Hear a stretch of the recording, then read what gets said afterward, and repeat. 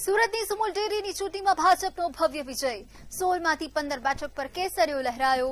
ભાજપે પ્રચંડ જીત મેળવીને દબદબો યથાવત રાખ્યો। ચૂંટણી પૂર્વે જ ભાજપે 7 બેઠક પર બિનહરીફ જીતી હતી। બાકીની 9માંથી 8 બેઠક પર ભાજપનો શાનદાર વિજય।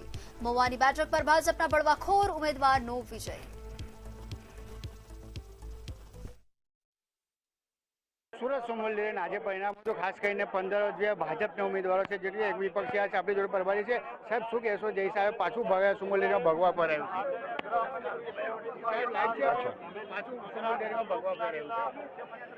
સુમુલ ડેરીની આ સામાન્ય ચૂંટણીમાં 16માંથી 15 બેઠકો ઉપર ભારતીય જનતા પાર્ટીના ઉમેદવારનો વિજય થયો છે। એ વિજય એ નરેન્દ્રભાઈના ભરોસાનો વિજય છે। એ વિજય રાજ્યની માન્ય ભૂપેન્દ્રભાઈ, નાયબ મુખ્યમંત્રી શ્રી હર્ષભાઈ સંઘવી એમની કાર્યદક્ષતાનો વિજય છે। ત્યારે હું સુરત અને તાપી બંને જિલ્લાના મતદારો, પશુપાલકો જે છે એમનો આભાર વ્યક્ત કરું છું અને એક અનેરો ઉત્સાહ કાર્યકર્તાની અંદર આજે અમને દેખાઈ રહ્યો છે। એક અપક્ષ ઉમેદવાર છે, વિપક્ષ કશે છે નહીં, તો આગળ કેવી રીતે રણનીતિ રહેશે સુમુલ ડેરીમાં વધારવાના શું કહે? વિપક્ષ ક્યાંય છે નહીં એવું આપ જ કહો છો। વિપક્ષ સહકારિતામાં એની જે મજબૂત પકડ હતી અને એમાં સહકારિતામાં એમણે જે કામો કર્યા એ પ્રજા ઓળખી ગઈ છે। એના અનુસંધાને અત્યારે વિપક્ષ કશે છે નહીં એ સ્પષ્ટ છે। બિલકુલ આપનું જે હિસાબે આ ફરીથી ભજવા લહેરાયું છે ભાગવા જે સુમુલ ડેરીમાં એક અપક્ષ છે, શું કહેશો આગળ કેવી રીતે રાજનીતિ? મિત્રો, સુમુલ ડેરી દક્ષિણ ગુજરાતની સૌથી મોટી ડેરી છે। 6,500 કરોડ રૂપિયાનું ટર્નઓવર કરે છે। તાપી જિલ્લા અને સુરત જિલ્લાના પશુપાલકો સાથે સંકળાયેલી આ ડેરીને એમાં પણ આદિવાસી સમાજના સભાસદો માટે જીવાદોરી સમાન ડેરી છે એમ કહીએ તો પણ ખોટું નથી।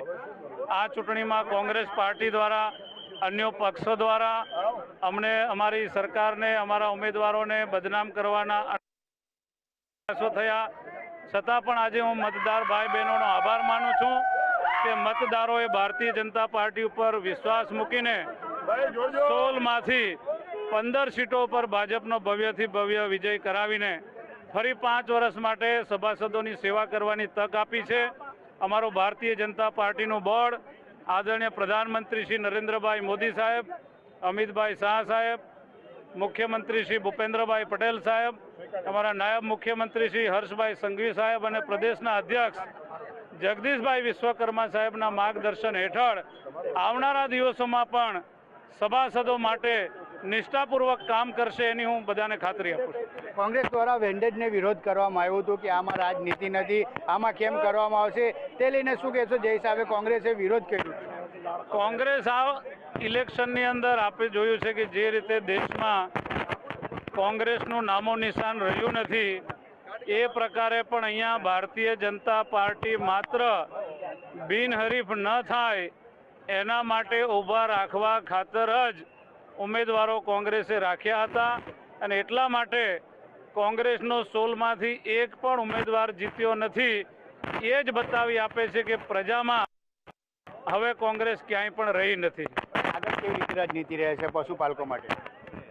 અમારું બોર્ડ બેસશે, પશુપાલકોના હિતમાં જે કંઈ કામ કરવાનું હશે 5 વર્ષ ચોક્કસ પશુપાલકોને ધ્યાનમાં રાખીને એની નીતિ નક્કી કરીને આ ડેરીના વિકાસના માર્ગે આગળ લઈ જશે। બિલકુલ, તો આ પ્રભારી હતા ખાસ કરીને વાત કરી કે જે હિસાબે સુરત શહેરના સુમુલ ડેરીને ચુનાવને 16માંથી 15 બેઠક છે જે ભાજપને મળ્યું છે, એક અપક્ષ છે।